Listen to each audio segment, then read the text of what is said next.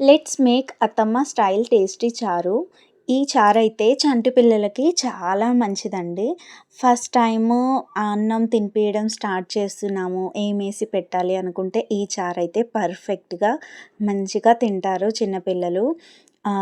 6 months నుంచి మనం ఈ చారు వాళ్ళకి అన్నంలో పెట్టొచ్చు. దీనికి ఫస్ట్ మనం చింతపండు 2 టైమ్స్ బాగా కడుక్కొని 2 ½ గ్లాసులు వాటర్ ఏసుకోవాలి. ఒక నిమ్మకాయ సైజ్ చింతపండుకి. అందులో ఉప్పు, పసుపు, షుగరు, కరివేపాకు అన్నీ ఏసుకోవాలి. తర్వాత ఇలా బాగా మరిగించుకోవాలి. అన్నీ 1 స్పూన్ ఏస్తే చాలు. చిటికెడే పసుపేయాలి. 1 స్పూన్ ఉప్పు, 1 స్పూన్ పంచదార వేసి, కరివేపాకేసి బాగా మరిగించాలి. మరిగిన తర్వాత పోపు కోసం ఇలా వెల్లిపాయలు కొంచెం అలా చేత్తో నలుపుకొని పెట్టుకోవాలి.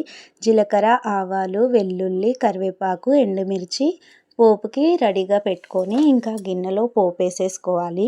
బాగా మరిగిన చారులో ఇంకా స్టవ్ ఆఫ్ చేసేసుకొని ఇలా పోపేసుకున్నాక ఆ పోపుని ఆ చారులో వేసేసుకోవడమే. అంతే అండి. ఇది చాలా టేస్టీగా ఉంటది. ఇందులో కారం ఏముండదు. బట్ టేస్టీగా ఉంటది. ఎండుమిర్చి ఏసాం కాబట్టి ఆ కారం సరిపోతుంది. ఇంకా చారు రెడీ అయిపోయినట్టే.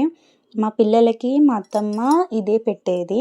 నేనప్పుడు నేర్చుకున్నాననమాట. మా పెద్దోడు, చిన్నోడు అన్నం తినడం స్టార్ట్ చేసినప్పుడు ఈ చారైతే పెట్టేవాళ్ళం. ఇలా అన్నం మెత్తగా పిసికేసుకోవాలి.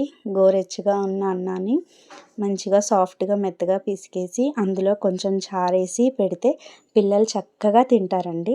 Thanks for watching. Please subscribe and like my video and share video.